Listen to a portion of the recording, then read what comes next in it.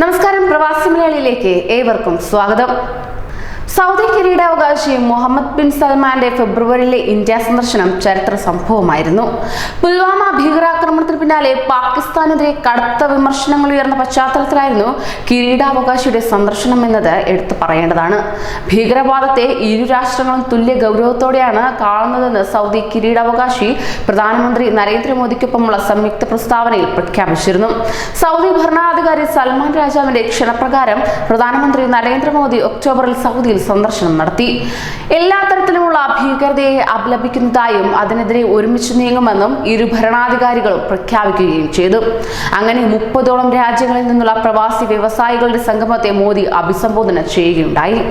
എന്നാൽ എല്ലാ രാജ്യങ്ങളുമായും സൗഹൃദ ബന്ധം നന്നായി പുലർത്തിയിരുന്ന ഇന്ത്യക്ക് കനത്ത തിരിച്ചടിയുമായി ഗൾഫ് രാഷ്ട്രങ്ങൾ രംഗത്തെത്തിയിരിക്കുകയാണ്. കോടിക്കണക്കിന് പ്രവാസികൾക്ക് അന്നം നൽകുന്ന ഗൾഫ് മേഖല തികച്ചും പിന്തിരിയുന്ന കാഴ്ചയാണ് ഈയിടെയായി കാണുവാൻ സാധിക്കുന്നത്. ഇത് പ്രവാസികൾക്ക് കനത്ത തിരിച്ചടിയായി മാറുമെന്നത് മോദി സർക്കാർ അറിയുന്നില്ല. ഇതേ തുടർന്ന് ജമ്മു കാശ്മീരിലെ സ്ഥിതിഗതികൾ വിലയിരുത്തുന്നതിനായി സൗദി അറേബ്യ ഇസ്ലാമിക് രാജ്യങ്ങളുടെ കൂട്ടായ്മയായ OICയുടെ പ്രത്യേക യോഗം വിളിച്ചു ചേർക്കാൻ തയ്യാറെടുക്കുകയും ചെയ്യുന്നു. OIC അംഗ രാജ്യങ്ങളിലെ വിദേശകാര്യമന്ത്രിമാരാണ് യോഗത്തിൽ പങ്കെടുക്കാനിരിക്കുന്നത്. ഇസ്ലാമാബാദിൽ വെച്ച് സൗദി വിദേശകാര്യമന്ത്രി Faisal bin Farhan Al Saud രാജകുമാരൻ പാക് വിദേശകാര്യമന്ത്രി ഷാ മുഹമ്മദ് ഖുറൈഷിയുമായി നടത്തിയ കൂടിക്കാഴ്ചയിലാണ് ഇക്കാര്യം അറിയിച്ചതെന്ന് എടുത്തു പറയേണ്ടതാണ്. പാക് മാധ്യമങ്ങളാണ് ഇക്കാര്യം റിപ്പോർട്ട് ചെയ്തിരിക്കുന്നത്. സൗദി വിദേശകാര്യമന്ത്രിയുമായുള്ള കൂടിക്കാഴ്ചയിൽ കശ്മീർ വിഷയത്തിന് പുറമെ ഇന്ത്യയിലെ പൗരത്വ ഭേദഗതി നിയമവും NRCയും ചർച്ച ചെയ്തതായി ഖുറൈഷി പറയുകയുണ്ടായി. അതേസമയം കശ്മീർ വിഷയം ചർച്ച ചെയ്യുന്നതിലൂടെ ഇന്ത്യയും സൗദിയും തമ്മിലുള്ള നയതന്ത്ര ബന്ധങ്ങളിൽ വിള്ളൽ വീഴ്ത്തുമെന്നാണ് കരുതപ്പെടുന്നത്.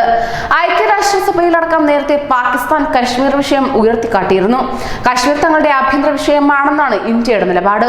അതോടൊപ്പം തന്നെ പൗരത്വ ഭേദഗതിയിൽ ഒരു വിഭാഗം മനുഷ്യരെ മാറ്റി നിർത്തുന്നതിൽ കടുത്ത ആശങ്കയും നിലനിൽക്കുന്നുണ്ട്. ഇതിനെതിരെ ഗൾഫ് രാജ്യങ്ങൾ മുന്നിട്ടിറങ്ങുമെന്നത് സംശയാസ്പദം തന്നെയാണ്. എന്നാൽ ഇതിനെല്ലാം ബലിയാടാകാൻ പോകുന്നത് നമ്മുടെ സ്വന്തം പ്രവാസികളാണ്. അന്നം നൽകുന്ന ഗൾഫ് രാഷ്ട്രങ്ങളെ ഒരിക്കലും പ്രവാസികൾ കൈവിടത്തില്ല. അതുപോലെ തന്നെയാണ് പ്രവാസികളെയും ഇന്ന് ഉറച്ച വിശ്വാസം പ്രവാസികൾക്കുണ്ട്. കൂടുതൽ വാർത്തകൾക്കായി ഈ ചാനൽ സബ്സ്ക്രൈബ് ചെയ്യൂ.